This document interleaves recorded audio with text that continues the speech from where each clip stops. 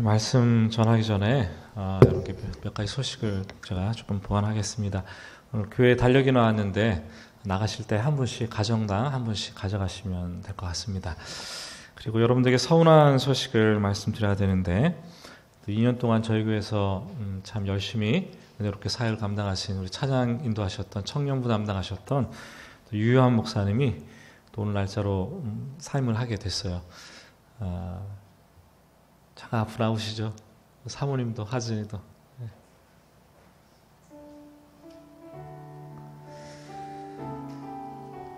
이렇게 만날 때가 있으면 헤어질 때가 있는데 참 평생을 좀 같이 하면 좋겠다 싶었는데 같이 나오세요.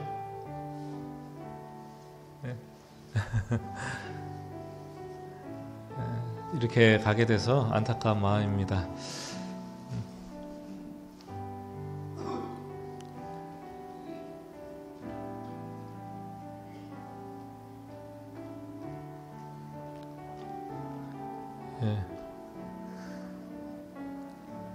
우리 목사님 가정이 관저동에 살기 때문에 수시로 여러분들 볼 수 있어요. 그러면은 또 따뜻하게 차나 밥이라도 함께 나눌 수 있기를 부탁을 드립니다. 좀 서운한 마음이지만 또 이렇게 보내드려야 되는 상황이 됐습니다. 우리 목사님과 우리 사모님 가는 길 또 하나님께서 인도해 주시고 또 지켜주시도록 큰 박수로 우리 격려 박수 보내겠습니다.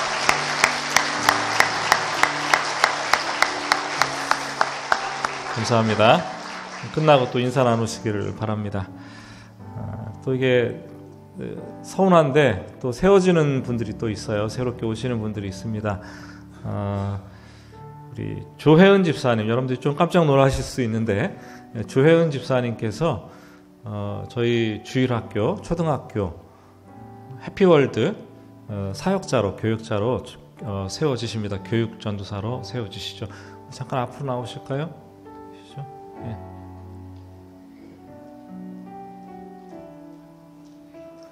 가운데로 오세요.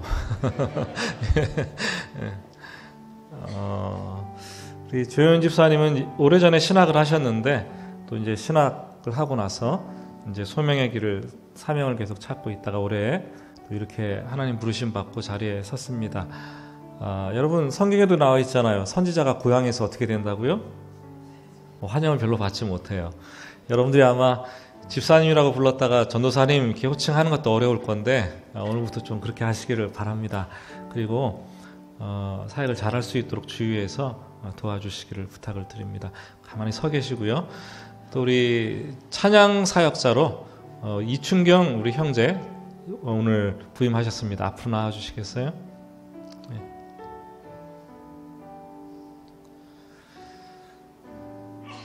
예, 우리 이춘경 형제 찬양 사역자는 교육자가 아닙니다. 평신도 사역자인데 지금 카이스트에서 박사과정을 공부하고 있는데 또 교회를 섬기기 위해서 이렇게 동역하게 되었습니다.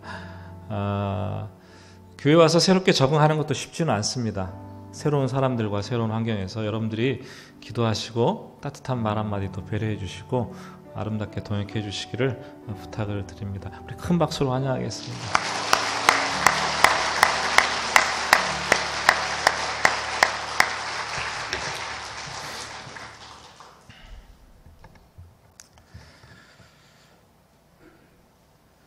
하나님은 이제 막 수련을 마치고 떠나는 선지자 호세아에게 처음 말씀을 주십니다. 너는 가서 음란한 여자를 아내로 삼아 결혼하고 음란한 자식들을 낳으라고 말씀을 하십니다.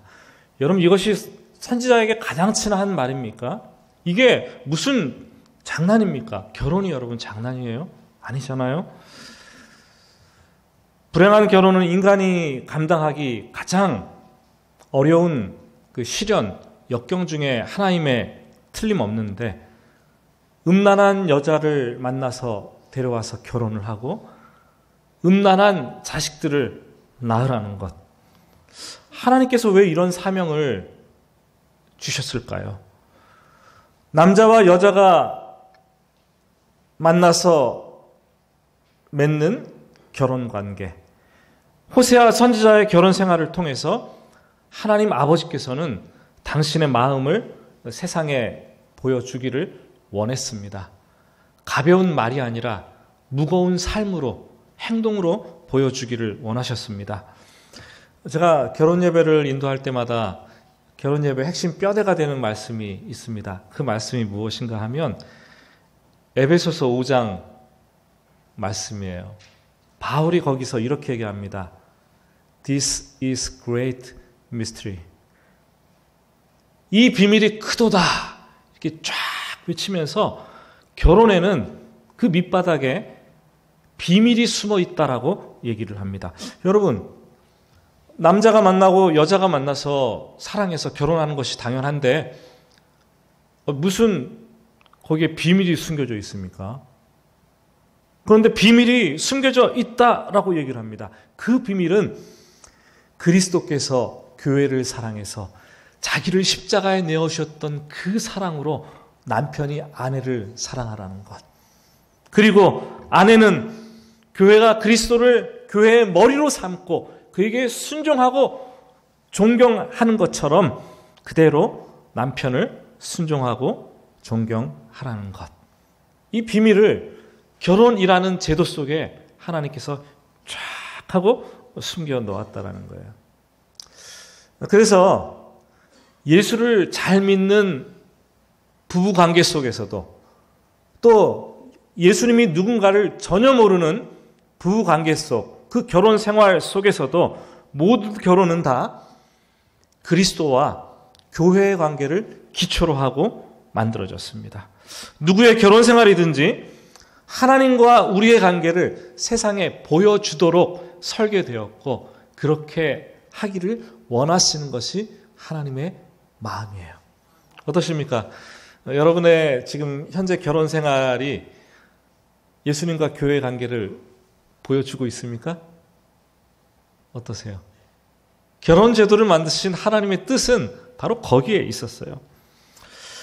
호세아 선지자가 준비해야 될 메시지는 음란한 여인과 결혼해서 살아가면서 긴긴 밤을 눈물로 지새우고 괴로워하며 아파하고 고통스러워하지만 그 모습을 세상에 보여주는 거예요.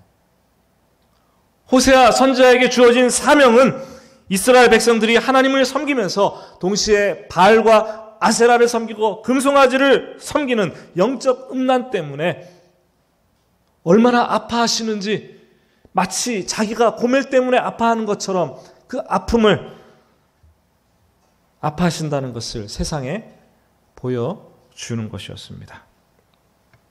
음란한 아내 고멜이 외도하는 것을 참고 포기하지 않고 기다리고 인내하는 것. 그것이 선지자의 메시지였어요. 혹시 지금 여러분의 결혼 생활이 많이 힘드세요? 아프십니까? 너무 힘들고 고통스러우십니까? 그냥 배우자가 나쁜 사람이고 나는 죽도록 힘들다라고 생각하고 그냥 단순하게 끝낼 것이 아니라 하나님은 여러분의 결혼 생활을 통해서 무엇인가 여러분의 주변의 사람들에게, 세상에, 여러분의 지근거리에 있는 여러분들의 자식들에게 보여주고 싶어하는 메시지가 있다는 거예요. 우리는 그것을 생각해야 됩니다. 하나님의 마음이 어떤지, 하나님께서 지금 어떤 마음을 갖고 계시는지 그거를 보여주기를 원하십니다. 하나님은 저와 여러분의 모든 상황을 다 메시지로 삼으시기를 원하세요. 다 하나님의 자신을 증거하는 도구로 삼으시기를 원하십니다. 지금 여러분이 겪고 있는 여러분의 삶의 모습, 하나님의 아버지의 마음을 그대로 대변할 수 있다면 여러분은 이미 훌륭한 선지자가 되는 것입니다. 여러분의 삶이 훌륭한 메시지가 되는 거예요. 여러분, 우리가 뭐 선지자라 그러니까 나와 별개의 사람처럼 생각되잖아요. 그게 아니에요. 하나님은 우리 모두를 선지자적인 삶을 살도록 부르신 존재들입니다. 오늘 말씀을 보시면 호세아 선지자는 이해할 수 없었지만 하나님의 말씀을 그대로 순종합니다. 음란한 여자 고멜을 아내로 맞이해서 결혼을 하고 자녀들을 낳았습니다. 그런데 하나님께서 친히 자녀들의 이름을 정해주시는 거예요. 이 호세아가 별로 좋았을 리 없을 것 같아요. 요즘 결혼하는 청년들 보니까 결혼해서 아기를 낳으면 막 갈등을 해요. 이 이름을 자기들 마음대로 짓고 싶은데 위에서 자꾸 내려와요, 이름이. 그래갖고 고민을 하고 그러다가 뭐 어떻게 할 수 없이 뭐 이렇게 받기도 하고 그러는데, 근데 그 하나님께서 호세아의 아들들에게 주어진 이름을 보면 하나같이 다 안 좋아요. 경고의 뜻, 저주의 뜻이 그 이름 속에 다 내포되어 있습니다. 이제 막 태어난 아기에게 그런 이름을 지어준다면 좋아할 사람이 여러분 누가 있겠습니까? 너무나 그것은 고통스러운 일이죠. 첫째 아들 이스라엘을 흩어버리겠다. 둘째 딸 로르하마, 다시는 용서하지 않겠다. 셋째 아들 로암미, 너희는 내 백성이 아니다. 이게 어디 정상적인 이름입니까, 여러분? 듣기만 해도 그 뜻이 막 거북하고, 이런 이름을 지어놓으면 그 아이가 막 커가면서 얼마나 고통스럽겠어요, 여러분. 이게 무슨 이름인가? 사실 우리 주위에는요, 이름 때문에 고통당하는 사람들이 종종 있습니다. 딸이 너무 귀해가지고 그 딸을 놓고 이름을 귀녀라고 지었는데 성이 방씨예요. 방귀녀. 뭐 감년, 을년 할 때 을년에 낳았다고 해가지고 이름을 을년이라고 지었는데 성이 석씨예요. 석을년. 이게 성하고 이름하고 잘 매칭이 돼야 돼요. 이게 죽을 때까지 잘못된 이름을 갖고 살면 고통스럽다라는 거예요. 우리나라에서 몇 해 전만 해도 제일 긴 그 이름을 가진 사람이 황씨성을 가진 사람이었습니다. 황금 독수리 온 세상을 놀라게 하다. 제일 우리나라에서 긴 이름이 올라 있어요. 등재되어 있어요. 도대체 아버지가 무슨 생각으로 이런 이름을 지었는지 모르겠어요. 근데 어제 제가 찾아보니까 이거보다 더 긴 이름이 있어요. 2개나 있더라고요. 박하늘, 별님, 구름, 햇님보다 사랑스러우리. 17자인데 이게 이름 가장 긴 이름의 2글자예요. 근데 그 이름을 제치고 가장 긴 이름의 1위가 그 언니인데, 박하늘, 별님, 구름, 햇님보다 사랑스러우리의 언니 이름이 박하나님의 자녀, 예쁘고 진실되고 이해심 많게 자라라. 22자. 아마 부모가 기독교인이라고 생각됩니다. 이름이 좋긴 한데 어디 가서 그 이름을 다 옮겨 적어야 될지 얼마나 힘들겠어요. 자기 이름을 막 쓰다가 틀릴 것 같아요. 외우지 못해가지고. 또 그 부모가 지은 이름대로 살지 못하면 그 자식이 얼마나 또 부담이 되겠습니까? 저도 제 이름이 지금이 성현이라는 걸 좋아하지만 어린 시절에는 굉장히 부담스러웠어요. 이 성현 그러면 옛 성현이 말씀하시기로 이런 게 많이 나오더라고요.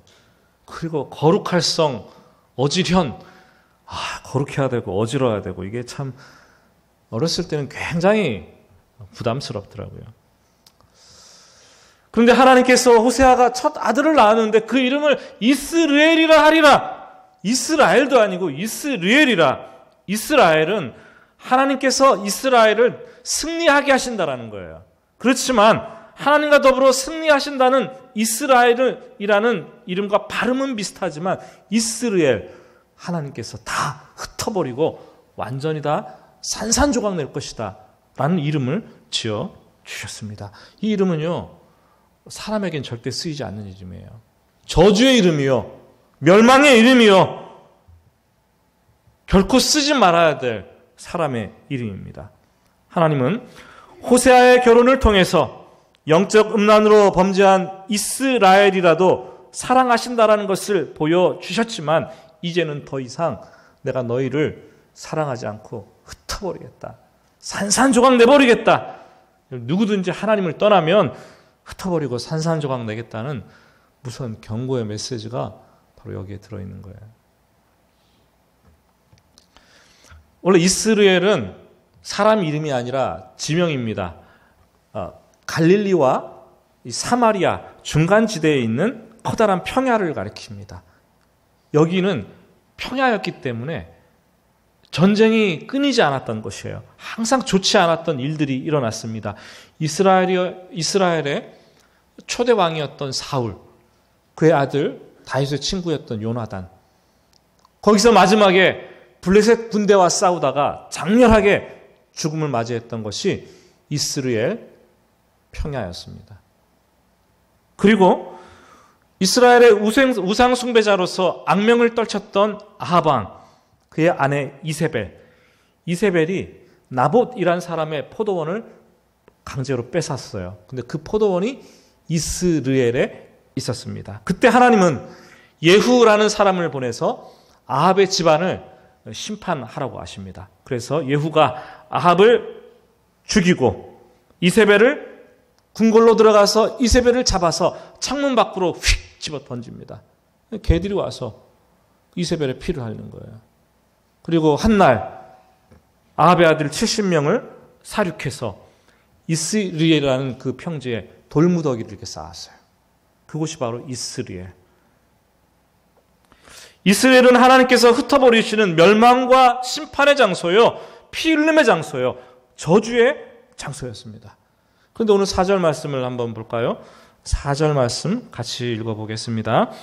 여호와께서 호세아에게 이르시되 그의 이름을 이스라엘이라 하라. 조금 후에 내가 이스라엘의 피를 예후의 집에 갚으며 이스라엘 족속의 나라를 폐할 것임이니라. 이스라엘의 피를 예후의 집에 갚겠다고 말씀하십니다. 예후는 이스라엘의 아합, 범죄한 이스라엘을 바로잡기 위해서 하나님께서 도구로 사용된 심판의 도구였어요. 그런데 하나님께서는 다시 심판의 도구로 사용했던 예후를 다시 심판하겠다라고 말씀을 하십니다. 세상의 악을 심판하고 이스라엘의 부흥과 재건을 꿈꾸기 위해서 하나님께서 심판의 도구로 예후를 사용했는데 더 이상 예후가 하나님의 도구로 적절하지 않자 그 예후까지도 하나님께서는 심판하시겠다라는, 흩어버리시겠다라는 말씀입니다. 여러분, 우리 그리스도인들과 교회가 세상을 깨우고 세상을 변화시키도록 부름받았습니다. 우리에게 그런 사명이 주어졌어요. 가정에서, 직장에서, 세상에서 그런 부름을 받고 사명을 받았습니다. 하나님의 뜻을 이 세상에 이루어 가야 될 사람들이 저와 여러분들인 거죠. 그런데 만일 우리가 그 소명을 다하지 못하면 예후가 심판받았던 것처럼 우리도 심판받게 될 것이에요.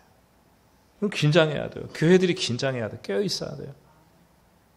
5절 말씀은 특별히 이스라엘의 활을 꺾으시겠다라고 말씀을 하시죠. 여러분, 활은 전쟁에서 사용되는 무기입니다. 이게 활을 이렇게 쏘려고 했는데 이 활이 툭 꺾어져 있어요. 그럼 어떻게 합니까? 활을 쏘지 못해요.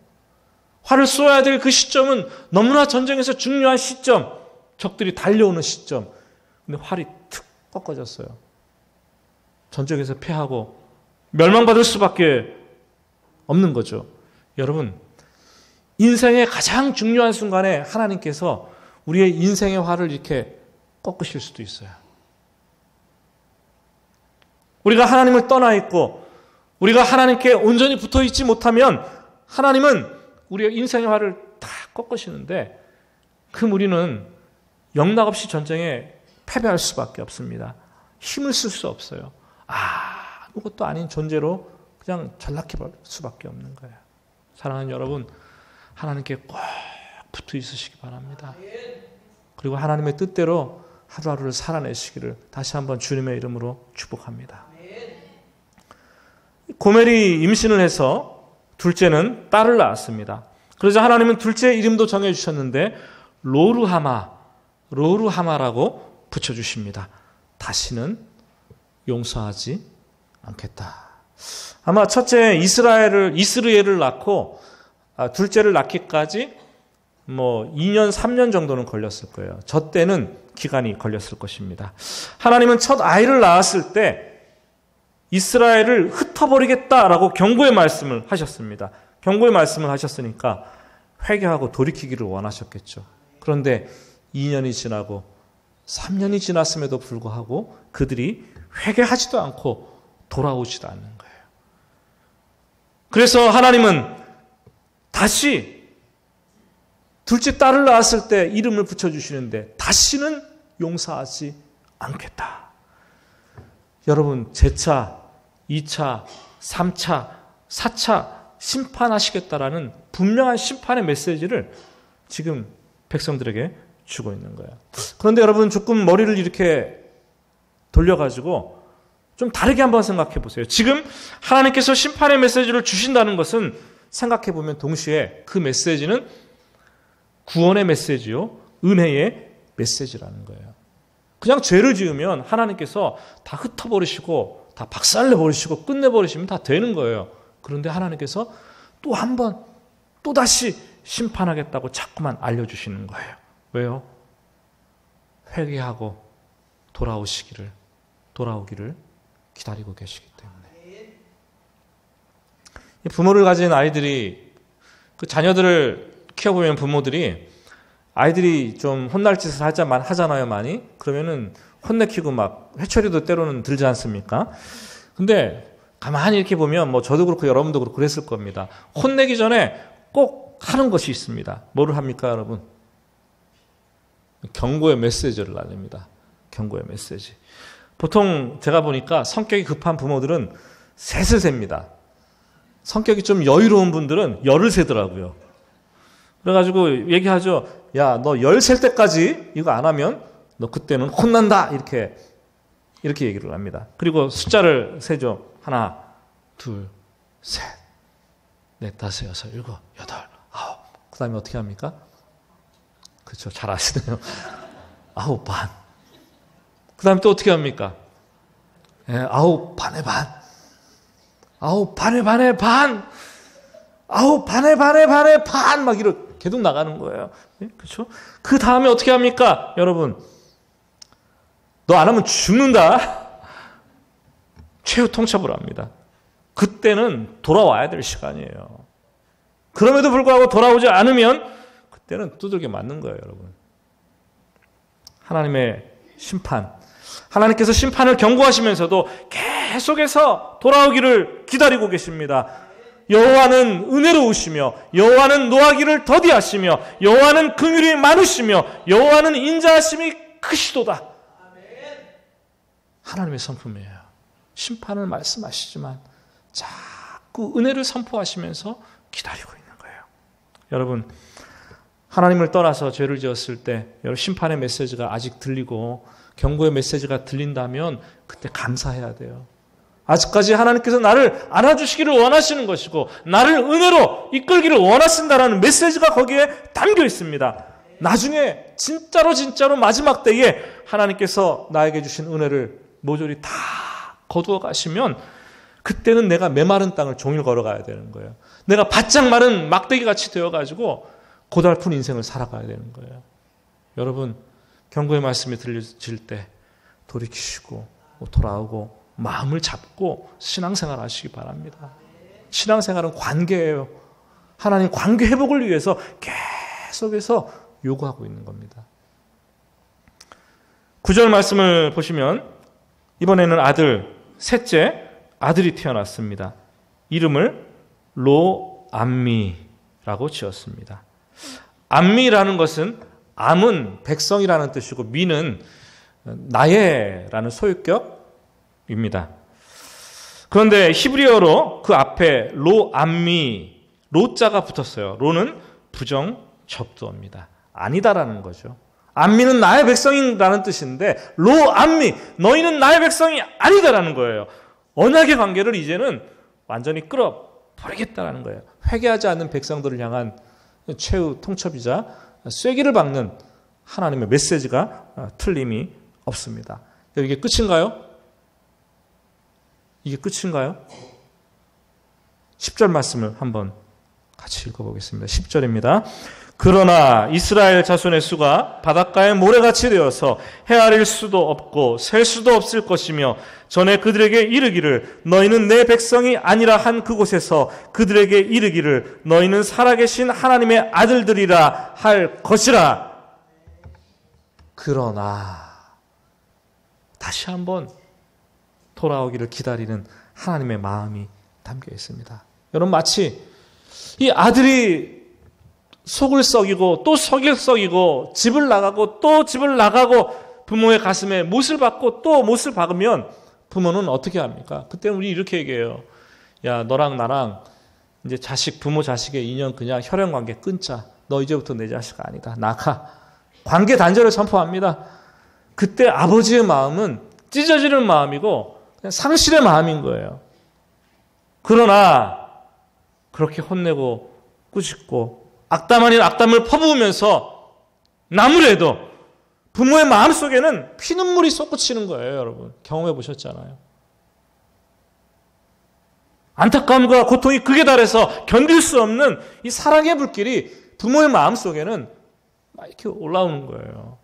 우리 자녀된 분들은 잘 생각하셔야 돼요. 부모님이 나를 왜 이렇게 하나, 내가 왜 이렇게 부모님부터 이런 고통을 당해야 되나. 아닙니다. 그 밑바닥에는 어느 부모이든 간에 하나님 아버지의 마음이 다 담겨 있어요. 아픔과 고통과 눈물과 사랑의 불길 다 담겨져 있습니다. 겉으로는 그랬지만 자식의 상한 마음과 자식의 고통스러운 그 모습을 토닥거려주고 안아주고 싶어하는 부모의 마음이 다 서려 있습니다. 하나님도 관계 단절을 선포했지만 이내 다시 감싸 안으면서 호세아 선지자의 말을 통해서 회복을 선포하십니다. 그러나 너희는 살아계신 하나님의 아들들이라.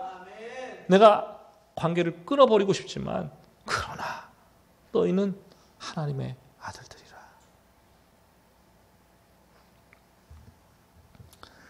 11절에서 이런 말씀을 주십니다. 이에 유다 자손과 이스라엘 자손이 함께 모여 한 우두머리를 세우고 그 땅에서부터 올라오리니 이스라엘의 날이 클 것이미로다. 결국 북이스라엘은 BC 722년에 포악자였던 제국 아수르에게 멸망을 당합니다.